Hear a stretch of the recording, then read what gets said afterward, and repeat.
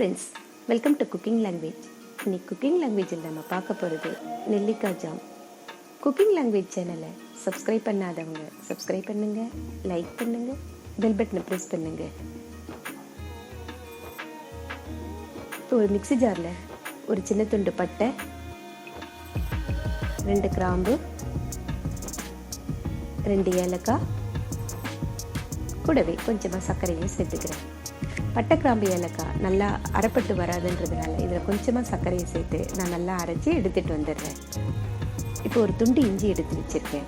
இஞ்சி மேலே இருக்க தோலை எல்லாத்தையும் நம்ம சீவி எடுத்துட்டு இதே போல் நல்லா திருகி எடுத்துகிட்டு வந்துடலாம்.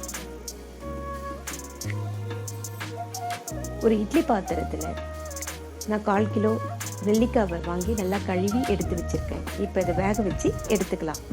இப்போ இந்த நெல்லிக்காய் ஒரு 10 நிமிஷம் நல்லா வெந்து வரட்டும். 10 நிமிஷத்துக்கு அப்புறம் நம்ம நெல்லிக்காய் நல்லா வெந்து வந்திருக்குது. இது ஆறட்டுன்னு இதில் இருக்க கொட்டையில் நம்ம எடுத்துடலாம். நெல்லிக்காயில் ஒரு துவர்ப்பு தன்மை இருக்குதுன்றதுனால குழந்தைங்க நெல்லிக்காவை சாப்பிட்றதுக்கு ரொம்ப கஷ்டப்படும். இதே போல் நம்ம ஜாம் போல் ரெடி பண்ணி தோசை, ப்ரெட்டு, சப்பாத்தி இதெல்லாம் தடவி நம்ம ரோல் பண்ணி கொடுக்கும் பொழுது குழந்தைங்களும் ஈஸியாக சாப்பிட்றோம். இப்போ நெல்லிக்காய் நல்லா வெந்து வந்திருக்குதுன்றதுனால இதே போல் ஈஸியாக நம்ம நெல்லிக்காவை உரித்து எடுத்து அதுக்குள்ளே இருக்க கொட்டையெல்லாம் நம்ம எடுத்துடலாம். இதே போல் எல்லா நெல்லிக்காவையும் நம்ம கொட்டையை தனியாக எடுத்துடலாம். இப்போ இதை எல்லாம் ஆறட்டுன்னு மிக்ஸி ஜாரில் நல்லா மையாக அரைச்சி எடுத்துகிட்டு வந்துடலாம்.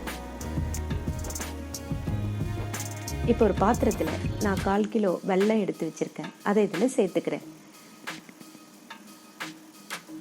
இந்த வெல்லத்தில் நான் ஒரு 1/4 டம்ளர் தண்ணியை இதில் சேர்த்துக்கிறேன். வெல்லம் நல்லா கரைஞ்சி வர வரைக்கும் இதை கலந்துக்கிட்டே இருக்கலாம். இதுக்கு பாகுபதம் எதுவும் கிடையாது. வெல்லம் நல்லா கரைஞ்சி வந்தால் போதும்.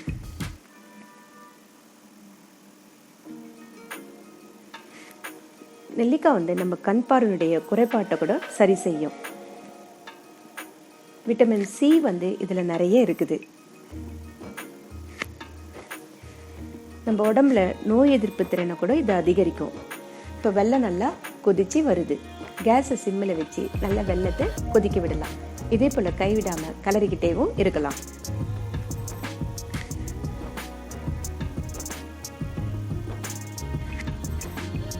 இப்போ நம்ம அரைச்சி எடுத்து வச்சிருக்கோம் இல்லையா நெல்லிக்காய், அதை இதில் சேர்த்துக்கலாம்.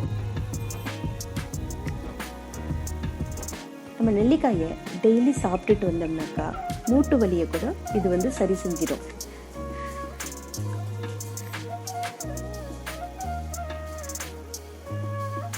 இப்போ இது எல்லாத்தையும் நம்ம நல்லா கலந்து விட்டுக்கலாம். கேஸை சிம்மில் வச்சு இது நல்லா கலந்துக்கிட்டே இருக்கலாம். ஏன்னா அடி பிடிக்கும், அதனால இது நல்லா கலந்துக்கிட்டே இருக்கணும். இப்போ நம்ம திருகி வச்சிருக்க இஞ்சியும் இதில் சேர்த்து நம்ம நல்லா கலந்து விட்டுக்கலாம். நெல்லிக்காவை நம்ம டெய்லி சாப்பிட்றதுனால செரிமானம், மலச்சிக்கல், அசிடிட்டி போன்றவற்றெல்லாம் இது சரி செஞ்சிடும். இப்போ நல்லா கொதிச்சு வந்திருக்குது.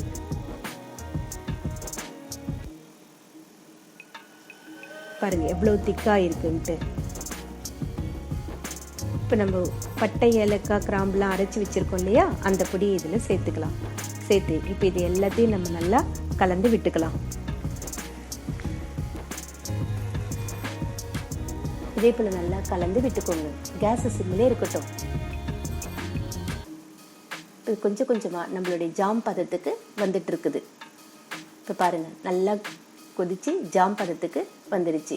இந்த ஸ்டேஜில் நம்ம கேஸை நிறுத்திடலாம். நீங்களும் இதை ட்ரை பண்ணி பாருங்கள். இந்த வீடியோ உங்களுக்கு பிடிச்சிருந்ததுனாக்கா லைக் பண்ணுங்கள், ஷேர் பண்ணுங்கள், சப்ஸ்கிரைப் பண்ணுங்கள்.